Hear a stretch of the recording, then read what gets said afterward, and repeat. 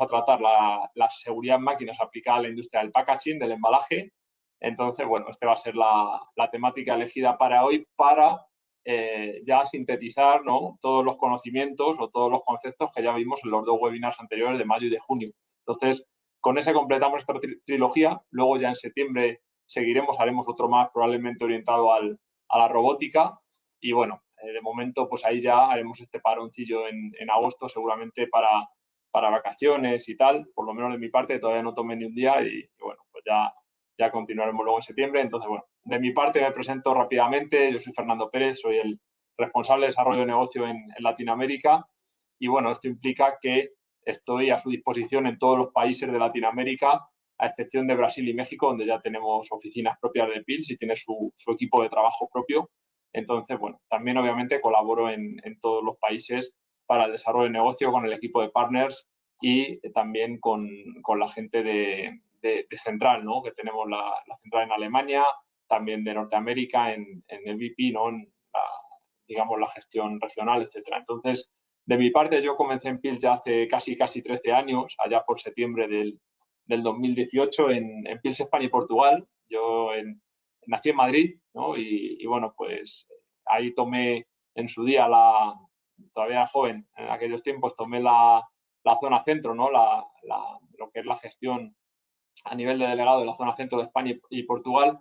Y bueno, pues de ahí ya tomé otros roles dentro de la empresa con el paso de los años a nivel de desarrollo de clientes internacionales, etcétera. Y hace ya 3 años, un poquito más, en mayo del 2018, tomé este rol con ustedes pues para trabajar en Latinoamérica y bueno, pues gestionar toda la colaboración, ¿no?, entre PILS y todos ustedes pues para fomentar o seguir fomentando la seguridad en máquinas y hacer de esto pues lo que es para nosotros en PILS una forma de vida y una forma de colaboración desde el punto de vista de que, bueno, pues que al final que los operarios, que cualquier persona que interaccione con las máquinas esté segura es lo más importante para ustedes y para nosotros, ¿no? Entonces, partiendo de ahí, pues aquí está la colaboración que yo les ofrezco. Y bueno, como empresa PILS es una empresa alemana, ya muchos de ustedes, si no todos, pues nos conocen, nos ubican. Entonces la central está en Ophilden, un pueblito muy cerca de Stuttgart, una zona industrial. Se fundó ya hace muchos años, en el 1948. Y bueno, pues a día de hoy aquello empezó como un taller local, pero a día de hoy pues ya hemos crecido a nivel internacional hasta tal punto que, bueno, pues tenemos ya más de 40 oficinas propias, tenemos unas 42 oficinas propias de PILS en todo el mundo y tenemos también otros tantos partners, ¿no? En este caso, pues ya más de 30 partners ubicados en diferentes países, como es el caso, por ejemplo, de la región nuestra, ¿no?, de Latinoamérica. Pues como ven ustedes aquí, ahora se les presento.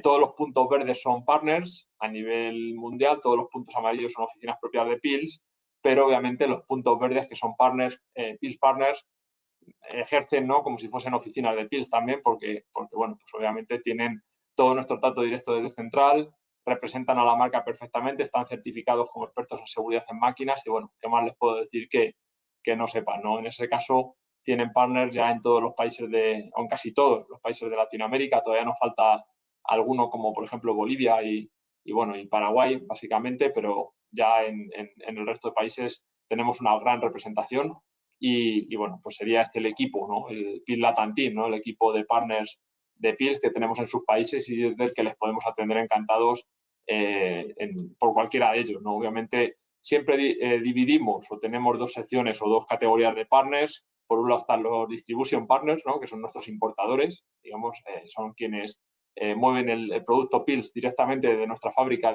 central de Alemania y las demás fábricas de Europa hasta sus países. Es decir, es bueno, esto es una estrategia clara y directa, no tenemos intermediarios, somos importadores directos a través de nuestros partners. Entonces, afortunadamente, ustedes van a tener unas buenas condiciones siempre en cualquiera de sus países. Y luego también tenemos el equipo de System Partners, que obviamente pues ya se vinculan más con ustedes, los usuarios finales, pues en las partes de integración, retrofitting, etcétera, ¿no? Entonces, o dudas técnicas, etcétera. Entonces, bueno, pues acá tenemos a Tragor y NACA Electrónica como Distribution y System Partner respectivamente en Chile y Perú. Tenemos a FAINCA como Distribution System Partner, doble figura en Ecuador. También tenemos a ISA con idéntica figura en Salvador y Guatemala. Tenemos también a Amy PowerTech en Venezuela, Costa Rica Dimatec nos representa también como System Distribution Partner. Ya en Colombia y Argentina, pues al ser países más grandes y con más diversidad de zonas industriales, pues tenemos ya un equipo un poquito más amplio. Entonces tenemos en Colombia Control y Seguridad de Máquinas como Distribution Partner, Camati, Asys y Coldecon como System Partners. Y en Argentina, bueno, pues una estrategia parecida con Nortécnica como Distribution Partner y Primum y Prodigio como System Partners, ¿no? Entonces, bueno, por acá también un fuerte abrazo al equipo de partners, también aparte de ustedes, a todos los asistentes, que siempre, pues este equipo, que al final, pues como les digo, son nuestras oficinas PILS en cada país, pues nos apoya y nos ayuda en este caso a llegar a ustedes, a los clientes finales, pues con esta promoción de los webinars, obviamente del producto, de la tecnología, de cualquier novedad que tengamos. Entonces, bueno, pues siempre es un placer y muy agradecido de mi parte. Bien, siguiendo con la presentación, lo que es PILS, gama de productos, gama de servicios y de cursos, tenemos dividido en estas tres patas, o en estas tres fases, ¿no? Lo que es el portfolio de PILS. Entonces, bueno, en producto, pues como ustedes saben, tenemos toda la tecnología de control, o sea, lo que son los relés de seguridad, los autómatas de seguridad. Luego, toda la parte sensórica de campo, pues barreras de seguridad, sensores de final de carrera que van en puerta, parada de emergencia, radares, escáneres, etcétera, todo elemento de seguridad, técnica de accionamiento con motion control, visualización, etcétera. Y luego también tenemos toda la parte de servicios, ¿no? Obviamente también en PILS no solo somos fabricantes de producto de automatización, safety, ¿no? De seguridad, sino que también damos servicios a nivel de adecuación de máquina, evaluación de riesgos, obviamente, propuesta de soluciones, validación, formación CMSE, ¿no? Que es nuestro curso como experto en seguridad en máquinas certificado por PILS y por TÜV, otros cursos más específicos que ustedes necesiten, etcétera. Entonces, toda esta información que yo aquí comparto en este webinar de forma muy sintetizada, pues siempre viene, obviamente, de todo este rigor que tenemos en PILS para asesorar y certificar máquinas y darles a ustedes el mejor apoyo desde un punto de vista siempre de normativa internacional. Esto es importante, ¿no? Siempre cualquier evaluación de riesgos, cualquier propuesta de soluciones, cualquier certificación de máquina, incluso cualquier producto, siempre se rige por normas ISO internacionales de diseño de seguridad en máquinas, que son las que reflejamos aquí, y así es como trabajamos y así es como les queremos a ustedes siempre hacer llegar la información,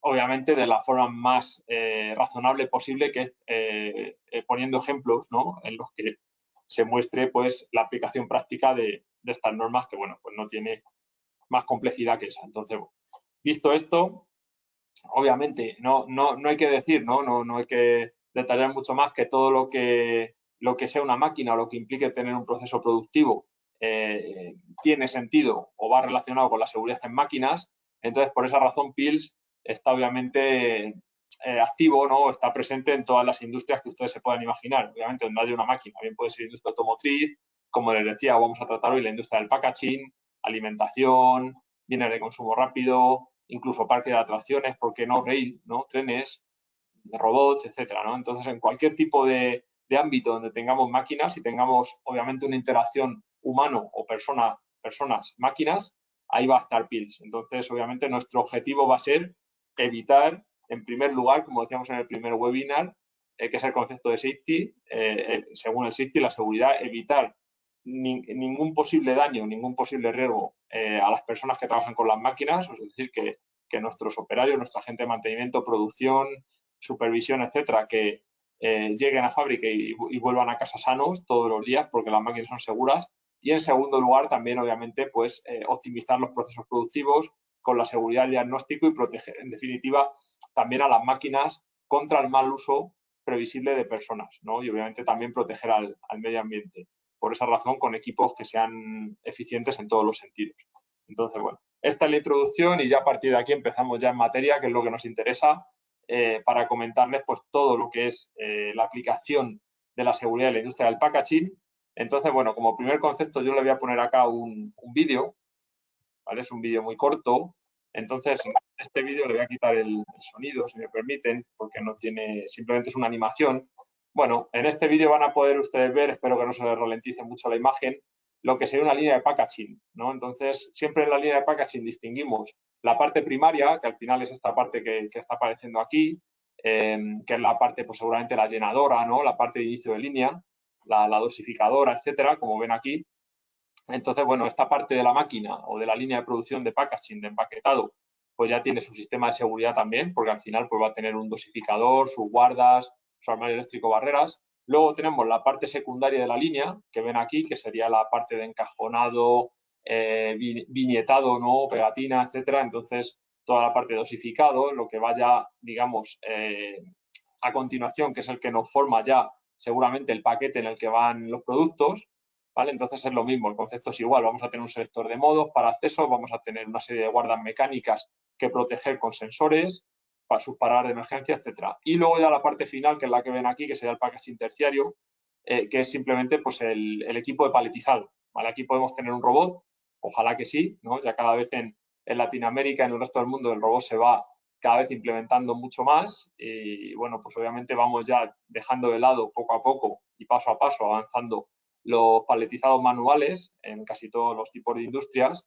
de producción media alta. Entonces, bueno, como ven aquí, pues hay un paletizador de eje y bueno, pues tenemos nuestras puertas, nuestros equipos de seguridad. Aquí ven un sistema antipánico y la barrera de seguridad con muting, ¿no? Pues para cuando salga el pallet, evitar, obviamente, que alguien pueda entrar por ahí y ponerse en una situación de riesgo, ¿no? Porque está entrando a la zona peligrosa de la máquina, donde está el robot, donde está en definitiva, el paletizado y pueda sufrir un daño ese operario. Entonces, bueno, aquí en este vídeo contaba también los equipos que pueden ir en cada zona, pero bueno, esto ahora no quiero que ustedes se centren mucho en eso porque esto es versátil. Como bien decíamos, la seguridad tiene muchos caminos válidos o varios caminos válidos. Entonces, elegir la mejor solución siempre va a depender, como bien decíamos en el webinar anterior, de hacer una buena evaluación de riesgos según la ISO 12100 y de hacer todo el diseño eléctrico, mecánico, neumático, ergonómico, etcétera, hacerlo perfecto. Entonces, para eso vamos a tener varios caminos, vamos a seguir normas y, en definitiva, no nos vamos nunca a centrar en que una solución sea más válida o menos válida que otra, porque puede haber varios caminos válidos. Entonces, bueno, visto eso, hacemos un breve repaso de lo que era la parte de diseño de seguridad que ya vimos en el webinar anterior. Si recuerdan ustedes, pues teníamos por un lado siempre el punto inicial era empezar con una buena evaluación de riesgos según la ISO 12100. Esa es la norma que nos dice cómo hacer una evaluación de riesgos en cualquier máquina, ¿vale? Puede ser una máquina de packaging, puede ser una prensa, puede ser cualquier tipo de máquina, una inyectora de plástico, lo que ustedes quieran o lo que ustedes tengan. Entonces, importante determinar los límites de la máquina, lo primero, saber, sobre todo esto se lo digo porque, bueno, cuando es una máquina discreta, una máquina unitaria es fácil.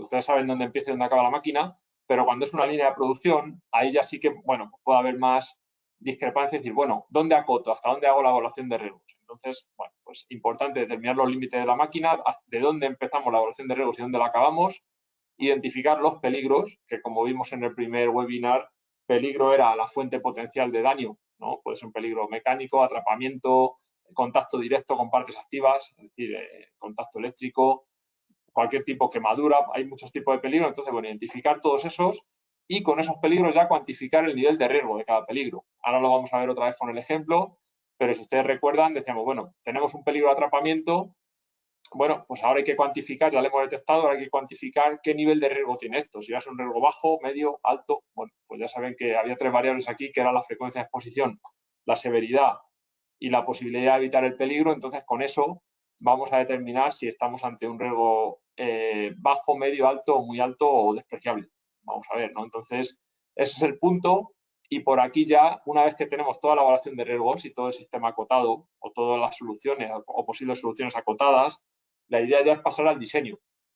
Entonces, en el diseño, aquí, bueno, yo he puesto la 13849, que como bien decíamos es la norma de diseño eléctrico, es decir, todo lo que sean paradas de emergencia, todo lo que sean sensores, todo lo que sean barreras de seguridad, cualquier componente de campo, ¿no?, del sistema de seguridad va a estar definido por la 13849. ¿Por qué? Porque si recuerdan, nos daba el performance level, ¿no?, el nivel de seguridad. Nos decía, bueno, este sistema va a tener un performance level D, que iba en función del riesgo. Bueno, pues luego vamos a utilizar otras normas y luego, ya una vez que tenemos todo el sistema diseñado, fácil, pues ya tenemos que implementar la solución. Ya es trabajo en campo, integración, programación, nada que ustedes no sepan. Y luego, una vez que se haga eso, para cerrar el ciclo hay que validarlo.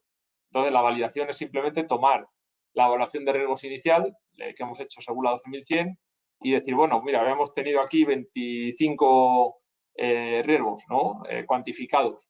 Bueno, pues ahora vamos a ver que el trabajo que han hecho nuestros integradores es el correcto riesgo a riesgo vamos a hacer una validación por medidas. Vamos a ir viendo que las soluciones que se han implementado son correctas. Pues oye, aquí había un peligro de atrapamiento, pues mira, hemos puesto un resguardo perimetral, un resguardo mecánico, con un abatible, ¿no? Con una puerta abatible y un sensor de final de carrera. Bueno, perfecto, pues ya está. Y hemos cumplido el personal level date, que era lo que queríamos, por ejemplo, ¿no? Entonces, todo eso ya lo vamos a verificar fácilmente en la validación de seguridad. Entonces, este era el proceso, bueno, esto ya lo explicamos en el anterior, pero es un repaso importante porque ahora, bueno, pues vamos a ver otro ejemplo a nivel de packaging y, bueno, pues estos conceptos tienen que quedar siempre 100% claros digamos, en nuestras cabezas, ¿no? En nuestras mentes, en el sentido de que, bueno, pues siempre no nos podemos saltar ningún paso. Además, bien decíamos en el primer webinar, si ustedes recuerdan, los que estuvieron, casi todos, que era importante siempre, cuando hacemos sobre todo una remediación de una máquina antigua, ustedes tienen una máquina antigua en planta que tiene muchos años y tiene muchas carencias a nivel de seguridad, ¿no? Presenta riesgos, peligros altos, vamos a decir, en definitiva riesgos altos. Bueno, pues era importante, bien decíamos, hacer desde el primer momento la ingeniería que se vaya a hacer de producción, hacer al mismo tiempo la seguridad en máquinas. Igual que con más motivo aún en una máquina nueva, ¿no? Cuando hacemos una máquina nueva, es importante cuando se hace el diseño de lo que es la productividad de la máquina, es decir, bueno, mira, vamos a meter este sistema de motion control, ¿no? De ejes, control de ejes, pues para que produzca esta máquina tantos ciclos. Vamos a meter este sistema aquí de paletizado para que nos dé tanta salida por hora. Bueno, pues es importante que en ese momento también se defina la seguridad en máquinas, por el concepto que decíamos, porque el error típico, en este caso era el de siempre, era que primero se diseñaba la máquina funcionalmente, es decir, productivamente, y luego ya cuando estábamos con la máquina productiva se empezaba a pensar en la seguridad. Decíamos, mira, pues ahora aquí le vamos a poner una guarda mecánica, ¿no? O aquí le vamos a poner una seta de emergencia, o le vamos a meter ahora este sensor. Bueno, eso es incorrecto. ¿Por qué? Porque al final, normalmente lo que conseguimos con eso es que cuando hemos diseñado una máquina que sin seguridades trabaja a máximo nivel, cuando la metemos en el sistema de seguridad que no habíamos diseñado antes, normalmente vamos a tener que penalizar en la productividad o la eficiencia de la máquina un poco, ¿no? Entonces, lo ideal es hacerlo siempre el diseño de seguridad y de proceso al mismo tiempo desde la primera fase. Y en un retrofitting de máquina, dependiendo qué tipo de máquina sea, dependiendo qué antigua sea y qué interacción hombre-máquina exista, bueno, pues vamos a ser más o menos eficientes. Es decir, habrá máquinas muy antiguas, yo las he visto, ustedes seguramente también, máquinas muy antiguas que requieren, cuando están en funcionamiento, pues un ajuste manual. Requieren que un señor o una señora, ¿no? Que esté por allí y, bueno, pues estén tocando algún controlador de la máquina cuando aquella máquina está en funcionamiento y esa persona, en teoría, tiene acceso a partes peligrosas. Y no podemos evitar porque es que la máquina se diseñó en los años 70, hace 40 años o más, y fue concebida de esa manera, ¿no? Entonces, bueno, pues ahí tenemos una limitación o una limitante en cuanto a la implementación de seguridad en máquinas, pero es importante que alguna medida de seguridad hay que implementar. Entonces, no se puede quedar así. O sea, nunca se excusa decir, bueno, como es una máquina muy antigua y no puedo implementar una seguridad como a mí me gustaría, lo dejo así. No, tenemos que implementar algo. Siempre la 12.100, ¿no? La normativa de evaluación de riesgo siempre nos dicen que lo primero es, obviamente, implementar soluciones de seguridad en máquinas siempre que se pueda, justificadas bien y dimensionadas bien. Luego, luego, cuando no se puede, en algún caso, o se puede parcialmente, obviamente, completar la parte que no se puede con formación, documentación, información a los operarios, ¿no? Entonces, importante, hay máquinas muy antiguas que a lo mejor hay que tener un mix, ¿no? Entre solución funcional y solución formativa. Bueno, intentamos siempre que no sea ese caso, ¿no? Intentamos siempre tener una solución funcional, porque es lo más fácil de hacer, lo más directo, lo más rápido y lo más correcto para asegurarnos de que no hay ninguna posibilidad de daño al operario. Pero bueno, hay veces que a lo mejor toca tirar por la vía B. Entonces tengan en cuenta este punto. Y bueno, siguiendo ya con lo que es el desarrollo, aquí les vuelvo a compartir esta serie de engranajes en el que, bueno, pues lo que hablábamos al principio, nos hemos centrado en estos webinars principalmente la 12.100, que es la de evaluación de riesgos, y la 13849, que es la de diseño eléctrico. Pero hay más normas. Entonces, muchos de ustedes ya lo saben esto y algunos de los que están por aquí que tengan el CMSE, ¿no? Que sean expertos certificados en safety, ya lo ven en el curso.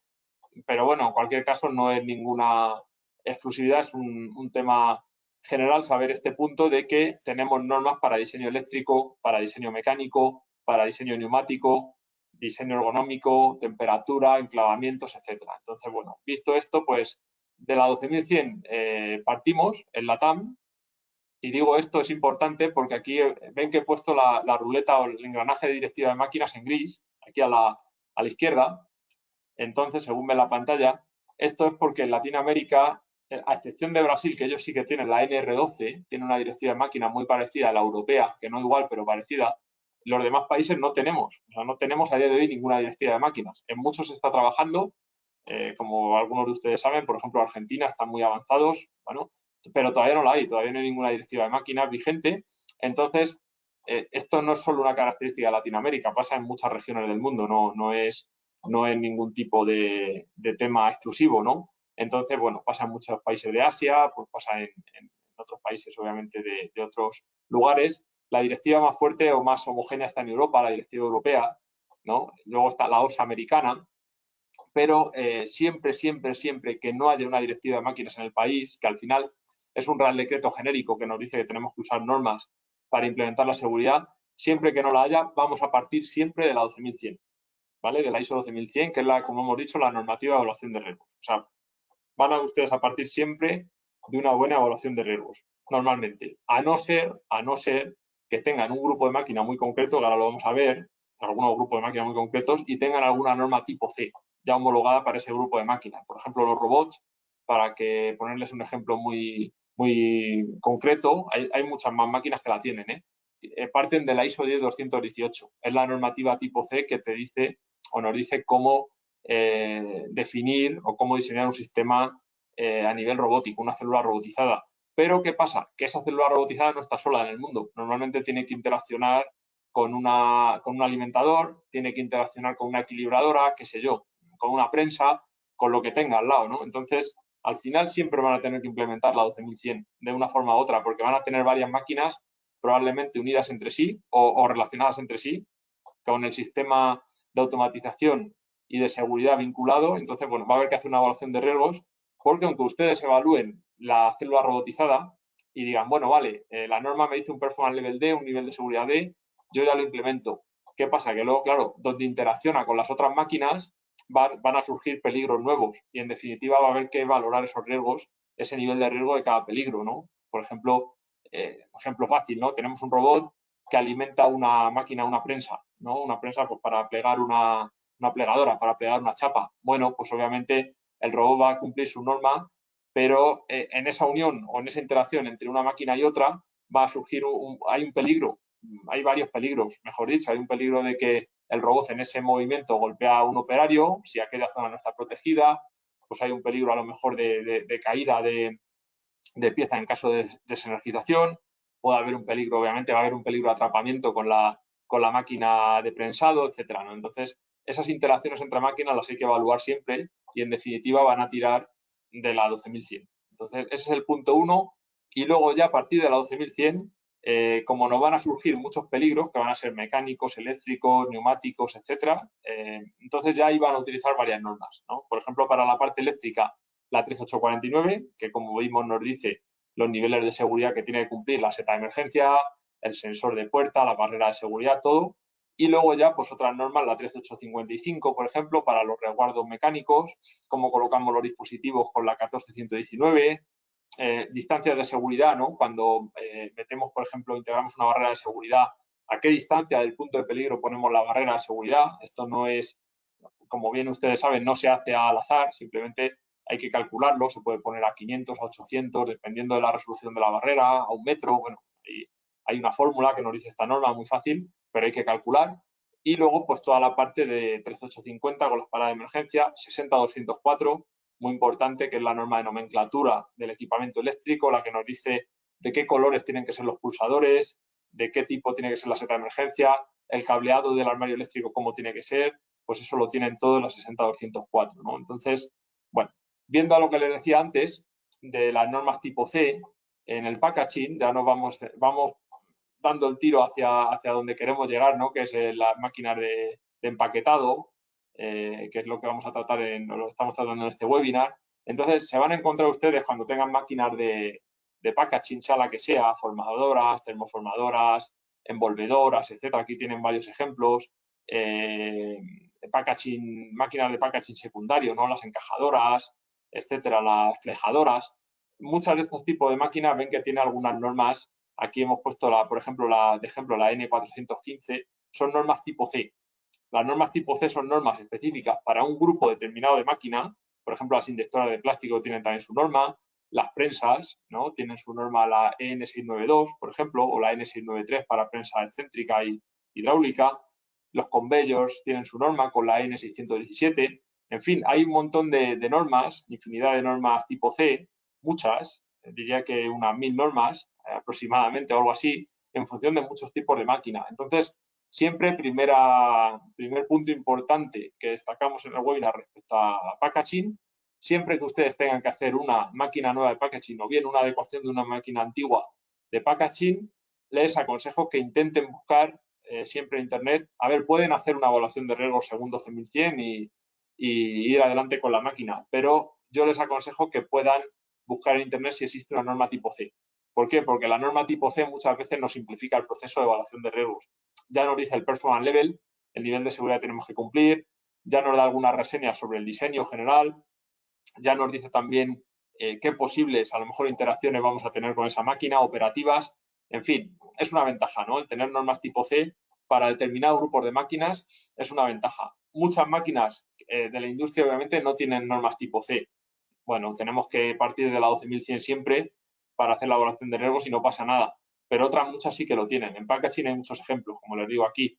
Entonces, bueno, siempre el primer consejo, primera enseñanza o, bueno, mejor dicho, síntesis, ¿no? Que compartimos aquí en este webinar juntos, es que siempre busquen si hay una norma tipo C para hacer un retrofit de una máquina de packaging o para diseñar los que sean, si algunos de ustedes son integradores o fabricantes de máquina, pues una máquina de packaging nueva. Para ambos casos, da igual, una norma tipo C vendrá muy bien. Entonces, este es el primer punto de relevancia.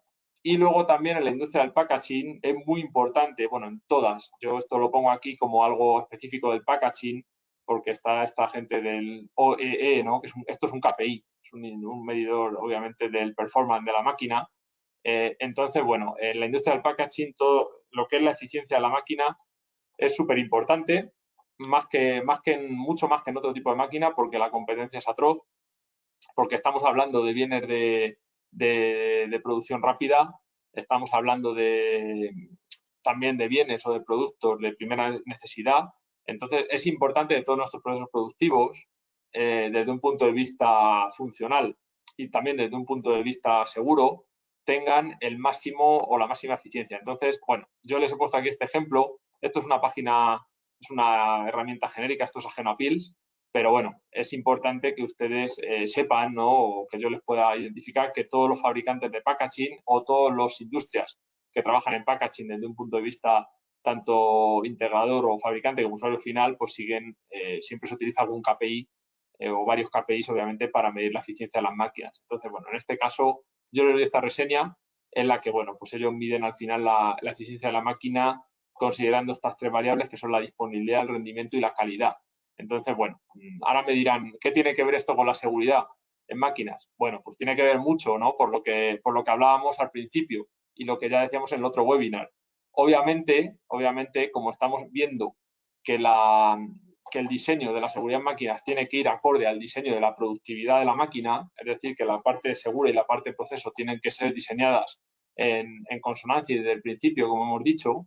Entonces, es importante que los sistemas safety, ¿no? Que nuestros sistemas de seguridad que integramos en la máquina eliminen paradas no programadas. Es decir, que cuando integramos, les pongo un ejemplo rápido, ¿no? Cuando integramos un sensor, por ejemplo, en una puerta, poner un sensor acorde, si vemos que a lo mejor esa puerta va a tener vibraciones, por ejemplo, pues poner un sensor que a lo mejor, aunque no tenga bloqueo, pero que sí que tenga, que los tenemos, un suplementario, ¿no? un suplemento con un pequeño imán magnético que a lo mejor hace de 5 o 10 newtons de fuerza, lo suficiente para que la puerta en un caso de vibraciones no se mueva y no nos dé una falla o no nos dé un mal contacto, ¿no? Porque la seguridad ha conmutado, no nos pare en definitiva la máquina, ¿no? Por un tema de vibración. Entonces, obviamente, todo lo que sea diagnóstico, súper importante aquí también, lo que hablábamos de los peer readers, ¿no? Por ejemplo, las tarjetas de acceso a la máquina para controlar accesos de forma segura y según Industria 4.0. Esto es fundamental, obviamente, para no tener ningún tipo de problema a la hora de buscar un diagnóstico, ¿no? Si hemos tenido un fallo en la máquina, que no nos volvamos locos buscando quién ha cedido, qué sensor ha fallado, etcétera, ¿no? Entonces, esto es importante y, obviamente, el ciclo, ¿no? Lo que es el rendimiento de la máquina tiene que ser súper optimizado también. O sea, necesitamos sistemas de seguridad y de control de movimiento, sobre todo aquí entra en juego el motion control, que también puede ser parte segura, obviamente, porque estamos moviendo la máquina accionamientos que pueden ser potencialmente peligrosos en caso de un acceso de un operario, ¿no? Entonces tenemos que controlar que cuando abrimos, por ejemplo, una guarda, si hay un sistema de motion control, un motor, o si no es de motion control, un sistema móvil, que obviamente actuemos sobre él con los equipos de seguridad y paremos ese movimiento de forma segura o aseguremos que está parado antes de acceder a él, entonces obviamente el rendimiento es importante. No vale con elegir cualquier sistema de seguridad al azar, simplemente tenemos que hacer un gran diseño para que elegir el sistema que nos dé un mejor rendimiento y, como no, pues oye, la calidad de los productos y de los sistemas que integremos y la fiabilidad pues tiene que ser máxima. Entonces, es por eso que Pils y obviamente otros fabricantes también competidores siempre garantizamos un ciclo de vida en condiciones óptimas de los equipos de seguridad de 20 años. Normalmente duran un poco menos. Bueno, puede ser que algunos duren más también. Hemos visto relés de los años 80 que todavía están funcionando, de los primeros que nosotros desarrollamos allá por el 87, pero es importante que los equipos de seguridad tengan una calidad óptima y tengan una durabilidad óptima. Entonces, visto este punto, seguimos adelante y bueno, aquí vamos ya a ver lo que es el tema de arquitectura de automatización. Importante aquí, bueno, les he puesto estas dos figuras aquí muy esquemático, porque muchas veces nos preguntan, ¿no? Nos preguntan en Pils, pues ustedes, ¿no? Los colaboradores, se nos pregunta, oye, es que tengo una máquina que ya tiene su controlador estándar, ¿no? Tiene ya su PLC de otro fabricante, que es un PLC de proceso, no es safety, y yo le voy a integrar, le voy a hacer un retrofitting, entonces, bueno, pues le voy a integrar un controlador de seguridad para controlar, obviamente, todas las señales de seguridad que vienen allí, pues las paradas de emergencia, las barreras, los sensores, etcétera. Vale, pues es correcto, está muy bien. E incluso pueden hablar entre ellos, como es lógico, ¿no? Con entradas y salidas virtuales, con un bus de campo, pueden perfectamente interaccionar PLC de seguridad y PLC de proceso, y siempre hay que tener en cuenta, en cualquiera de los casos, que el PLC de seguridad es el que manda. Es decir, no vale, como bien decíamos en el otro webinar, controlar las seguridades que vayan al PLC de seguridad y que luego el PLC de seguridad le mande la salida al PLC de proceso y cortar a través de él. Eso no vale, bajo ningún concepto. O sea, siempre los contactores de corte o las electroválvulas o lo que tengamos o los drives deben ser comandados directamente por el PLC o por los relés de seguridad. Por el PLC de seguridad o por los relés de seguridad, nunca por el de proceso. Luego ya si queremos le damos al de proceso un feedback, le damos un diagnóstico, no pasa nada. Ya le decimos, mira, estoy cortando aquí esta función de seguridad, perfecto. Pero nunca, nunca, nunca el de proceso nos puede comandar una parada de seguridad. Eso es inválido. Entonces, solución clásica que pongo yo aquí, ¿vale? Esto me lo he puesto un poco para que se entienda bien. Siempre es tener el PLC de proceso por un lado y el PLC de seguridad por otro, separados, ¿no? En dos dispositivos o dos equipos separados, pero que están interconectados, o sea, hablan entre sí. En definitiva, lo que hablan es que el PLC de seguridad le da feedback o le da realimentación de lo que está haciendo al PLC de proceso, ¿no? Simplemente, y luego el PLC de proceso hace sus otras infinidad de funciones en la máquina que ya no son de seguridad, que son funciones de movimiento de la máquina, en definitiva, de la parte estándar, ¿no? De la máquina. Pero, obviamente, ahora ya la tecnología nos permite tener soluciones híbridas, ¿no? Que es la solución esta de la derecha que pongo aquí como actual futura. Al final no tiene nada de lo de futuro, la verdad que tiene poco porque ya es una solución que ya tenemos estandarizada Pils y otros fabricantes también desde hace unos años, ¿no? Que es tener un mismo PLC, un controlador, un autómata, que es híbrido, ¿no? Que tiene, digamos, es modular, entonces tiene funciones de seguridad y funciones de proceso integradas en el mismo. Entonces, perfectamente válido. Muchas veces nos preguntan, oye, ¿qué es mejor? Bueno, pues yo siempre digo que las dos son buenas porque los dos cumplen. Obviamente, si tenemos un PLC, bien sea solo de seguridad, bien sea híbrido, va a cumplir y el que sea híbrido, pues vamos a poder hacer la parte estándar también, pero aquí siempre es importante. Normalmente en los retrofit, ¿no? Cuando hacemos una remediación de una máquina antigua, pues siempre vamos a tener la solución clásica, porque ya la máquina va a tener su controlador de normalmente de proceso, va a tener su PLC estándar y nosotros le estamos añadiendo seguridades. Pues no, normalmente va a ser así, o sea, vamos a poner nuestro controlador de seguridad y vamos a linkarlo con todo el sistema de seguridad y darle feedback al de proceso. Y muchas veces, pues oye, si es una máquina súper antigua que no tiene ni PLC de proceso o que, bueno, vamos a hacer un retrofitting, una remediación tan profunda que le vamos a cambiar toda la funcionalidad, pues a lo mejor integramos ya un PLC híbrido que tenga seguridad de proceso. Y si es una máquina nueva, bueno, pues como ustedes quieran, ¿no? Si están diseñando una máquina nueva, aquí tenemos en PILS a nivel internacional muchos colaboradores que son fabricantes de máquina que, bueno, pues unos toman la opción A y otros toman la opción B. Las dos son correctas. Unos están todavía trabajando les gusta más separar los PLCs, seguridad por un lado y proceso por otro, y otros ya pues se han ido a la opción esta actual, futura que pongo aquí, y tienen ya un PLC híbrido y juntan todo ahí. Entonces, bueno, cualquiera es válida. Simplemente les quería hacer esta reseña como una buena también puntualización aquí, ¿no? De que no hay una solución mejor o peor que otra. Aquí hay que echar cuentas del costo y el tiempo que nos va a suponer si es una remediación. Normalmente la solución clásica va a ser mejor y si es una máquina nueva, bueno, pues que igual, qué costo, qué tiempo, qué ventajas, qué especialización tenemos en una cosa en otra, si realmente nos interesa por la complejidad de seguramente que sea mayor o menor el sistema de seguridad meter una solución híbrida o no, etcétera.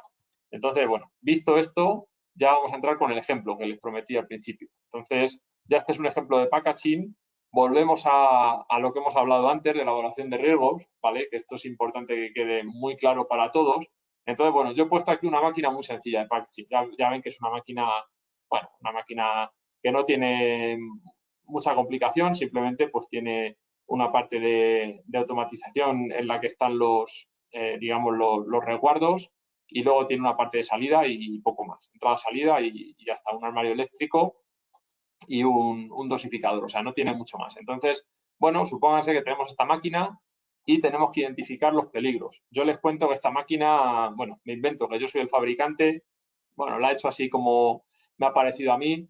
Entonces, bueno, sí le he puesto aquí unos resguardos que ustedes lo verán y dirán, bueno, pues no están mal los resguardos, pero no he puesto ningún tipo de seguridad, no he puesto nada. He puesto ahí una parada de emergencia que la he llevado al PLC de proceso. O sea, lo he hecho todo mal, a lo barato, a lo mal, a hacer una cosa, bueno, pues para salir del paso, que funcione, se la doy al cliente. Entonces, claro, esto antes de salir, el cliente viene a verle y me dice, oye, aquí esto está fatal, no me has hecho evaluación de riesgos, veo que hay un montón de peligro, veo que si abro este resguardo la máquina no para y me puede atrapar la mano.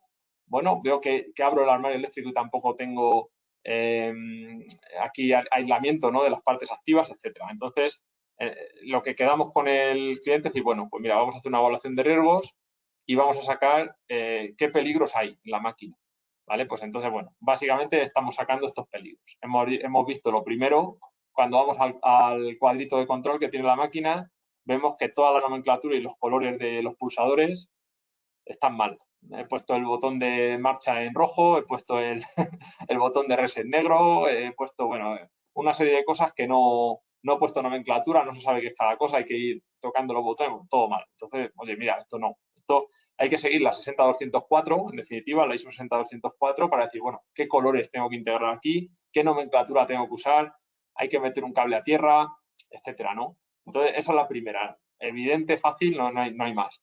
Luego ya nos damos una vuelta por la máquina y vemos que, bueno, pues que esos resguardos abatibles, lo que les decía lo primero, no tienen, sí, están puestos ahí, muy bien mecanizado, todo bonito, pero no tienen ningún sensor de seguridad, no tienen nada. Simplemente abres y toda la parte esta funcional de la máquina, todo el control de movimiento de la máquina está activo. Total, que metemos la mano y nos puede pillar la mano, nos puede provocar un daño ahí grave, ¿no? Porque son además partes móviles que tienen interacción entre ellas, puede haber atrapamiento, contracción, etcétera. Bueno, es un tema serio, ¿no?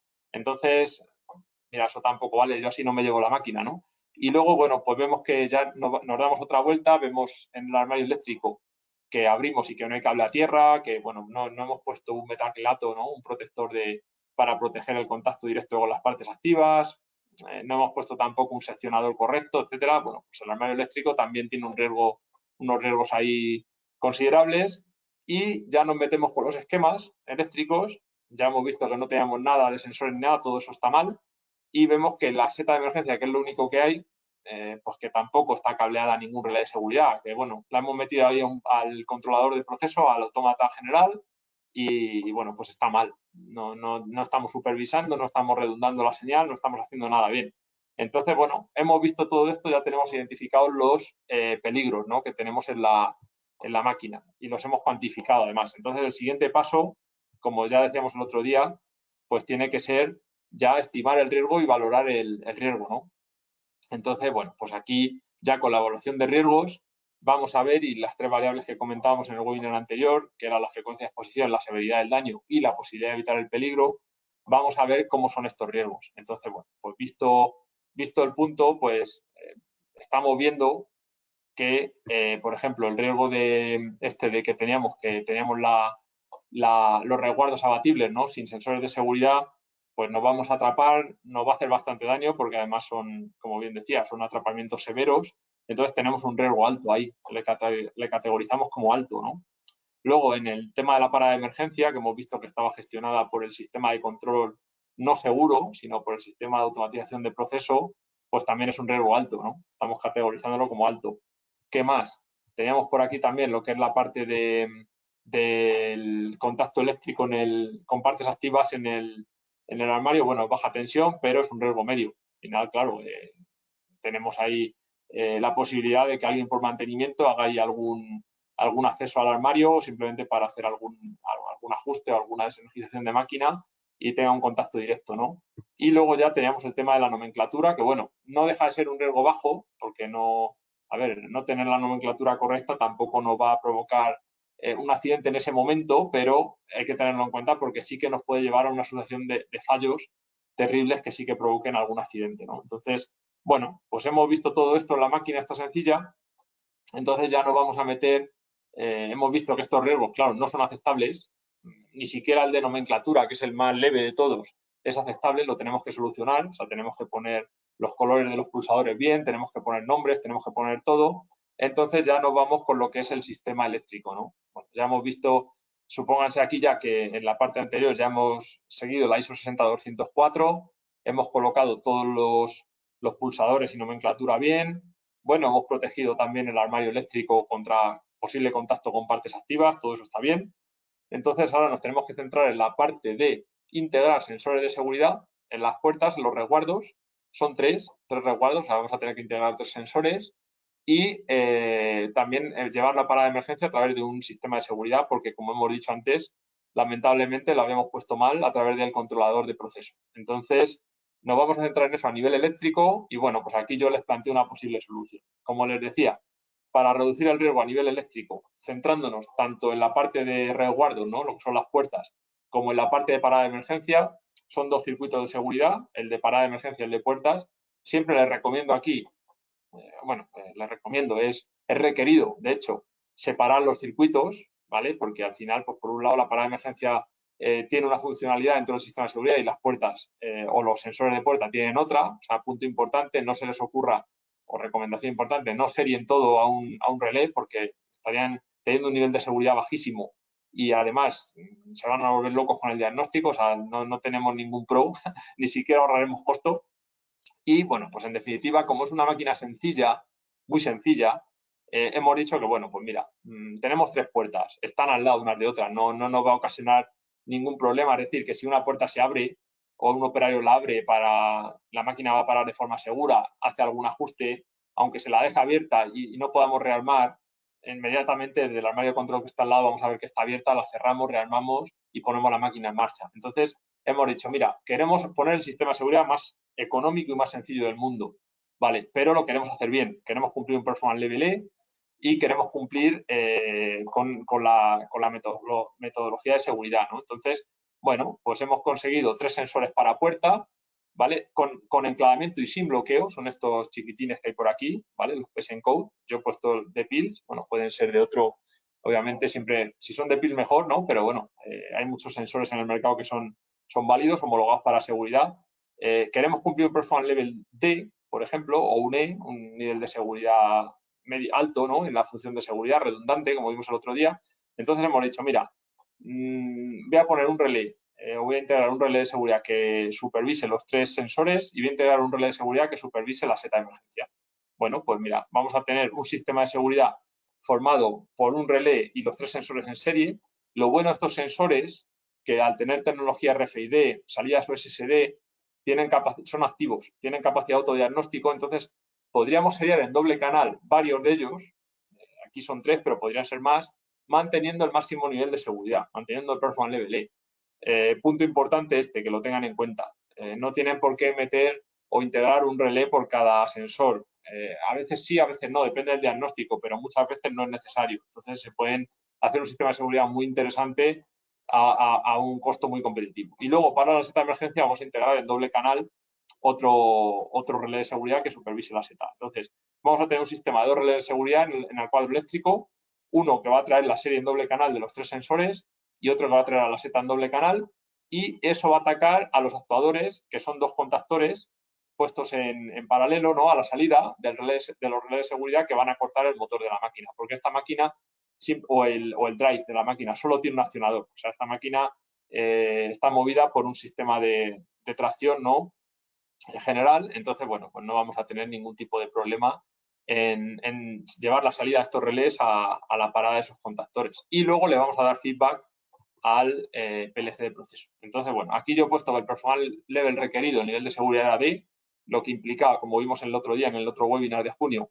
un sistema bicanal, es decir, que tenga 2 cables, ¿no?, doble canal del sensor al relé de seguridad o de la seta de emergencia al relé de seguridad, y doble canal a la salida del relé de seguridad, es decir, que tenga 2 contactores de corte por si un contactor me falla, poder cortar por el otro y no dejar rearmar el sistema, porque siempre vamos a tener un bucle, ¿no?, un feedback de realimentación de contactores. Entonces, ¿cómo hacemos esto? Bueno, pues aquí hay varias formas. Se pueden seriar los sensores al relé de seguridad de forma convencional, se pueden usar unos conectores en forma de Y o de T, y se pueden utilizar periferias descentralizadas. Bueno, también podrían tomar ustedes, si quieren, un PLC, a lo mejor un relé programable, y llevarlo todo al relé programable. Y discretizar las entradas si quieren, ¿no?, porque a lo mejor tienen más entradas y, bueno, si la aplicación lo permite, se puede hacer igual de bien. Pero bueno, esta sería la solución más fácil. Yo aquí les he puesto el caso más sencillo porque, a ver, es mi cometido también, desde un punto de vista de estos webinars, ¿no?, que son compartir esta experiencia entre ustedes y nosotros, poner un ejemplo sencillo, pues para que se vea que, bueno, pues que en cualquier máquina la seguridad no tiene que ser ningún coco, ¿no?, ningún ogro al que derrotar, simplemente que es algo, se puede implementar de una forma muy fácil. Y luego ya, bueno, pues en función del requerimiento que tengamos de supervisión, feedback o realimentación al sistema de control, etcétera, bueno, pues ya nosotros mismos iremos un poco completando el sistema. Pero bueno, esto sería lo más sencillo para una máquina muy sencilla de packaging. Y bueno, pues siguiendo ya con lo que es esta parte, como hablábamos ya en el webinar anterior, importante tomar el software Pascal, que es el nuestro de PILS, o el sistema, que es el genérico, me da igual, cualquiera de ellos. En estos software, como bien hablamos, pueden meter librerías de PILS y de todos los fabricantes de los productos que hay en la cadena. Puede ser que tengan un sensor de PILS, un relé de PILS, y puede ser que tengan unos contactores de otro fabricante, unos contactores de vía forzada. Pues nosotros no tenemos en catálogo contactores. Bueno, pues utilizarán contactores de otro fabricante, o puede ser que el sensor, bueno, pues sea de otro fabricante que no sea PILS, ¿no? Obviamente no me gustará mucho a mí eso, pero ustedes pueden tener sensores de otros, como es lógico, otros fabricantes también en sus plantas o en sus máquinas. Entonces, bueno, pues igual se descarga la librería de ese fabricante, no hay problema.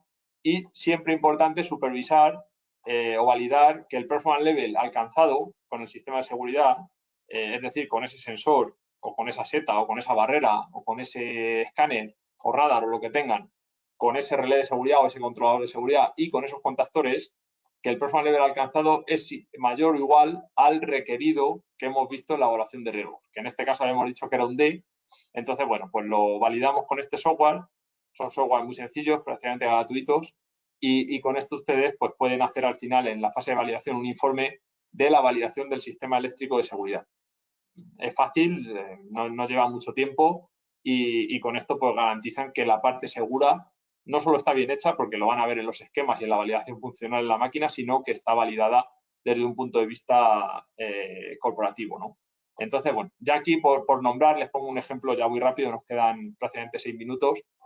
Un ejemplo de máquina de packaging de complejidad media.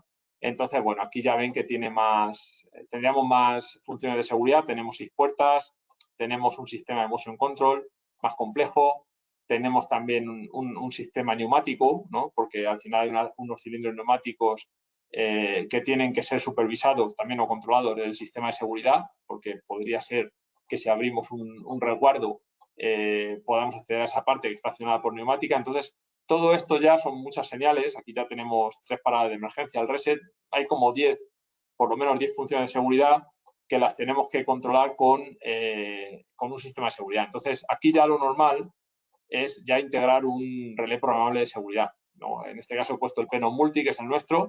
Hay muchas opciones y, bueno, también la parte de motion control. Aquí ya depende cómo ustedes tengan los accionamientos, si es motion control o si son motores y se va manejando por contactores electromecánicos. Bueno, aquí hay muchas posibilidades en lo que es el actuador, pero bueno, es un ejemplo. Simplemente con lo que quiero demostrar aquí es que, bueno, al haber ya más funciones de seguridad, lo lógico, por costo, por tamaño también y por optimizar, en definitiva, el sistema de seguridad, ya es integrar un relé programable o un PLC de seguridad. Ya no es volvernos locos integrando a lo mejor 10 relés de seguridad en el mismo armario eléctrico, ¿no? Antes, en el sistema anterior, la máquina anterior, que era muy facilita, habíamos puesto 2 solo, porque teníamos, 3 sensores prácticamente en serie y la parada de emergencia, pero bueno, aquí ya tenemos que utilizar más salidas y más entradas, ¿no? Y bueno, pues como ven aquí les he puesto una periferia descentralizada porque se supone también que la máquina es más grande, bueno, pues hay más metros de cableado y a lo mejor no tiene sentido llevar todo al armario eléctrico principal, sino que podemos ir linkando módulos de periferia descentralizada y colocar 2 o 3 en la máquina pues para centralizar ahí la conexión de los sensores y de las paradas de emergencia. Bueno, pues es un ejemplo que les pongo aquí, sencillo también, no deja de ser una cosa muy sencilla, pero bueno, que demuestra que ya las posibilidades del sistema de automatización de seguridad aumentan según vayamos aumentando el tamaño y la complejidad de nuestro sistema. Pero bueno, que en definitiva es fácil, no tiene ningún misterio integrar esto. Son PLCs, este tipo de relés programables de programación orientada a objetos, es decir, es prácticamente un interface visual en el que visualizamos todos los elementos gráficos y vamos haciendo doble clic y arrastrando y uniendo con puertas lógicas. No tiene mayor complejidad que eso. En el caso del multi, entonces, bueno, muy sencillo. Y bueno, ya el último concepto que les quiero dar por acá es qué pasa o cuando integramos sensores en las máquinas que tengan solo enclavamiento o enclavamiento y bloqueo, ¿vale? Por enclavamiento se refiere a simplemente un final de carrera de seguridad, pues un sensor mecánico, un sensor magnético codificado de seguridad, que bueno, pues que ustedes abren el resguardo, el sensor conmuta, paramos la máquina de forma segura, pero no tenemos retención, no tenemos un cerrojo ahí de enclavamiento. Entonces, y luego están los sensores, como el que he dibujado aquí abajo a la izquierda, que ese ya es enclavamiento y bloqueo. ¿Por qué? Porque tiene una bobina electromagnética que nos bloquea, o sea, no nos permite liberar la puerta o abrir la puerta hasta que no desbloqueemos o desenergicemos esa bobina. Entonces, esto lo dicta la ISO 14119, ¿vale? Y esta norma, digamos que instruye sobre cómo integrar los sensores a los resguardos, ¿vale? Sean con enclavamiento y bloqueo o solo con enclavamiento. Entonces, lo que nos dice siempre es que si la máquina tiene inercia, es decir, que si el tiempo de parada global de la máquina es mayor o igual que el tiempo de acceso, ¿vale? En ese caso, tenemos que poner un dispositivo de enclavamiento y bloqueo. Pongo un ejemplo muy rápido. Tenemos un mixer, ¿no? Un mezclador. Entonces, tienen a lo mejor un tiempo eso tiene una inercia porque es un mezclador, tiene un tiempo de parada de 30 segundos. Y nosotros, si solo tuviésemos un sistema que no tuviese bloqueo, a lo mejor accedemos al eje, ¿no? A lo que es el mixer en 5 segundos. Bueno, pues eso no puede ser. Necesitamos un sistema de enclavamiento y bloqueo que no nos permita abrir esa puerta hasta que no hayan pasado al menos el tiempo que ese mixer ha tardado en parar, ¿no? Por la inercia que tiene. Si la parada es inmediata, como hemos visto en los ejemplos anteriores, perfecto. Un sensor de enclavamiento, un final de carrera de seguridad normal nos vale. Entonces, siempre que tengamos un sensor de enclavamiento y bloqueo, porque hay inercias, es incorrecto, o sea, ustedes no pueden programarlo a tiempo. O sea, no podemos decir, por ejemplo, si el mixer tarda 30 segundos en parar, yo tomo en el relé de seguridad o en el PLC de seguridad una salida retardada y lo programo a 30 segundos para que me permita abrir el cerrojo de seguridad cuando pasen esos 30 segundos. Eso no vale. No vale porque cuando hay inercias es incierto. El tiempo puede ser 30, 29, 31, etcétera. No lo permite la norma. Entonces, lo que permite la norma son estas dos opciones que les pongo aquí.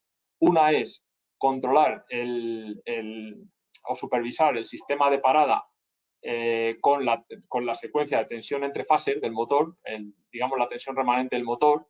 Cuando midamos este relé que he puesto aquí, por ejemplo, a la izquierda, mide tensión remanente entre fases. Cuando veamos que la tensión remanente es la que tiene el motor, eso nos quiere decir que la máquina está parada, que el movimiento está parado, pues el motor ya ha dejado de girar, y ahí este relé nos va a mandar la señal para desbloquear la bobina del sensor de bloqueo.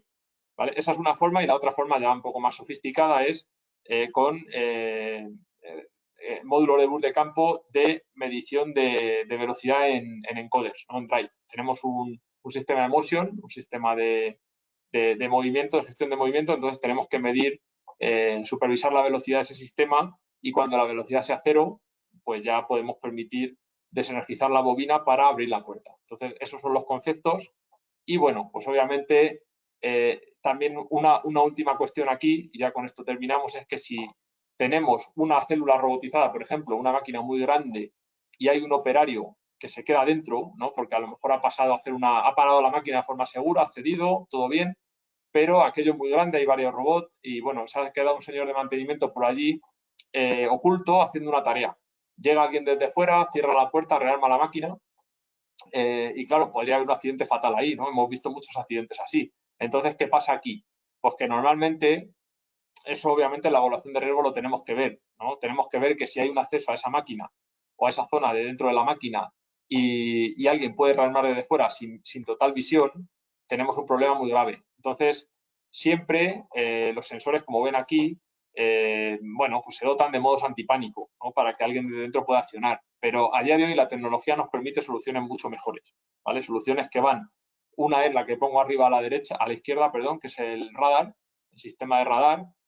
Al final es un radar de seguridad, nuestro de PILS, y esto lo que hace es que, bueno, están dentro, son sensores por tecnología radar, entonces están dentro de la célula robotizada, y cuando todo está en movimiento, o sea, cuando la célula está cerrada, digamos, los sensores están bloqueados y está trabajando de forma segura la máquina, estos están inactivos. Pero cuando habilitamos, estos se ponen activos, de tal forma que supervisan presencia en el interior y no nos dejan rearmar, hacen un muting con el sistema de seguridad, y no nos dejan rearmar hasta que no dejen de supervisar o hasta que dejen de supervisar presencia en el interior. Quiero decir, tenemos los radares colocados, por ejemplo, dentro de una célula con varios robots, ¿no? Y entonces estos están supervisando todo el perímetro de la célula, y hay una persona dentro, o dos, o tres.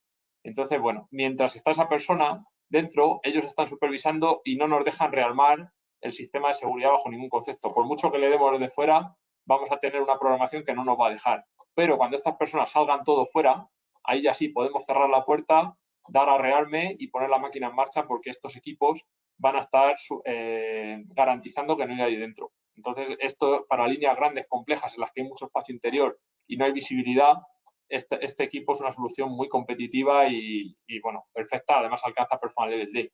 Y luego también tiene el que he puesto aquí a la derecha, que es el PIN Reader, que es simplemente la llave de control de accesos, selección de accesos.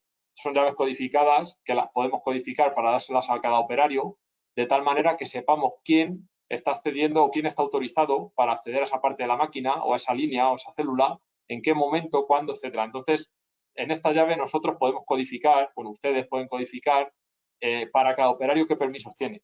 Es decir, habrá operarios de producción que no estén habilitados para acceder dentro de una célula, por ejemplo, de una máquina, de una línea de producción. Habrá gente de mantenimiento que sí.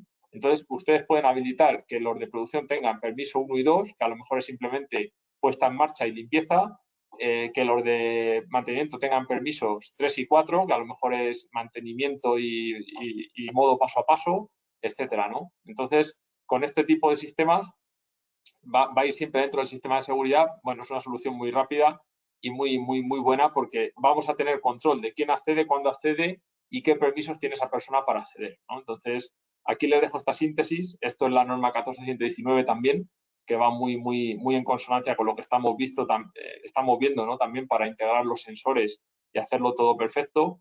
Y bueno, pues hasta aquí llega lo que es el webinar. Entonces yo lo que les quería formular, como siempre ya para acabar en un minuto, pues esta serie de cuestiones rápidas, ¿no? Para que las tengamos como síntesis de lo que hemos visto hoy. Entonces, bueno, lo hacemos rápido, que ya vamos un par de minutos o 3 fuera de tiempo.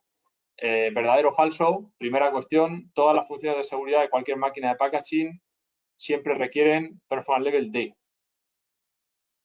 Pues totalmente falso. Como hemos dicho, al final es importante hacer una evaluación de riesgos siempre o referirnos, si es que existe, a la norma tipo C, ¿no? del grupo de máquina que estamos viendo. Entonces, esto es falso. Puede ser D, puede ser C también. Podemos tener, hay máquinas de packaging que tienen un nivel de seguridad muy bajo porque son ya de por sí el diseño intrínseco es bastante seguro o el daño que nos puede causar es leve o prácticamente la frecuencia de exposición es muy poca. Entonces, bueno, puede ser que las funciones de seguridad tengan un performance level bajo, un C, que como bien dijimos era un sistema de seguridad monocanal sencillo, o puede ser que tengan un D, ¿no? Como pues, un paletizador, un robot, etcétera.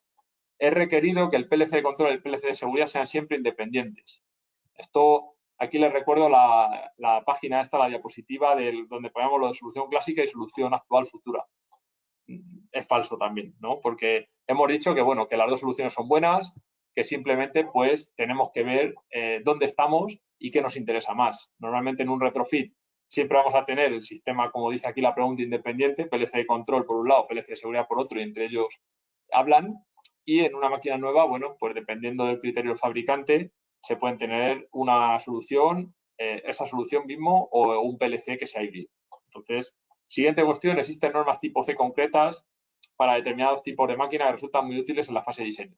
Totalmente verdadero. Lo que hemos dicho, que siempre interesa buscar si tenemos una norma tipo C que nos ayude en el diseño para la tipología concreta de máquina que estamos manejando en ese momento. Para alcanzar el Performance Level E es indispensable que los sensores de seguridad no se cablen en serie. Obviamente totalmente falso, ¿no? Por lo que hemos dicho, porque ya la tecnología, por ejemplo, nosotros en Portfolio Pills tenemos sensores que ya tienen tecnología con salidas USSD, RFID, que tienen capacidad de autodiagnóstico y podemos hacer una serie de ellos en doble canal a un relé de seguridad obviamente con una salida en doble canal y un feedback que cumpla todo Performance Level E. Se puede alcanzar y no hay ningún problema y será una solución totalmente válida, totalmente efectiva y productiva, ¿no? Y luego ya por último, PLC de seguridad siempre tiene que supervisar sensores de seguridad, así como también gestionar a los contactores, ¿no? A los actuadores. Entonces, obviamente, verdadero, siempre. Hemos dicho desde el principio que el PLC de seguridad manda, ¿no? Que no hay ningún tipo de duda en esto. PLC de seguridad es el que manda, el que controla todas las actuadores que vamos a cortar en la máquina y con esto, pues tenemos todo lo que es la parte de control de seguridad bien definido y le damos feedback o le damos realimentación al PLC de proceso. Entonces, bueno, pues hasta aquí las cuestiones. Como siempre, cualquier pregunta, cualquier inquietud, cualquier sugerencia será bienvenida. Ya, lamentablemente, nos hemos quedado muy justos con el tiempo. Este webinar engañaba, ¿no? Tenía probablemente alguna diapositiva de menos que los anteriores, pero mucho más contenido y me interesaba, la verdad, que ustedes tuvieran acceso a toda esta información porque creo que es bastante útil para todos y bueno, es de puesta en común, ¿no? Digamos, de discusión en común. Yo creo que aquí pues tendremos para horas y horas entre lo que ustedes puedan aportar y estos principios generales que yo les comento, podríamos tener unas grandes conversaciones y poder avanzar mucho viendo muchos tipos de máquina. Entonces, bueno, dejo abierta esta convocatoria, como siempre, para que ustedes pues, nos formulen cualquier tipo de pregunta, de sugerencia, colaboraciones más allá de este webinar o conversaciones que podamos tener. Quedo abierto totalmente. Bueno, aquí tenemos los canales, ¿no? de contacto con nosotros en la TAM. Tenemos obviamente el LinkedIn, la web y ya el canal de YouTube que inauguramos ya hace un par de meses con el primer webinar y también el correo corporativo de la TAM y bueno, pues tienen también mi correo y tienen también seguramente en cada país de referencia de ustedes pues el contacto con el equipo de partners. Entonces, bueno, por todos los lados estamos 100% disponibles, encantados de atenderles y bueno, pues como siempre nos emplazamos ya para próximas conversaciones y de antemano, pues aquí les comparto lo que será el próximo evento que planteamos ya para septiembre, para dentro de un par de meses. Y bueno, pues ahí hablaremos, será un evento gemelo, ¿no? Mellizo, mejor vamos a decir, porque al final, digamos que la planificación será parecida, pero la temática tendrá que ver con lo de hoy, pero bueno, profundizaremos un poquito más en solución robótica. Entonces, interesa aquí ver, como hemos dicho, los robots y qué tipo de aplicaciones vamos a tener desde el punto de vista de la seguridad aplicada a los sistemas robóticos, ¿no? Tanto robótica convencional como veremos algo de robótica colaborativa. Entonces, bueno, esto ya será en septiembre, el día 21, ahí les espero a todos y como siempre, pues un lujo, un placer, muchas gracias, bienvenidos a este webinar y a cualquier cuestión que tengan y bueno, encantado de atenderles y hasta la próxima. Muchísimas gracias, un fuerte abrazo, cuídense y seguimos en contacto. Gracias. Adiós.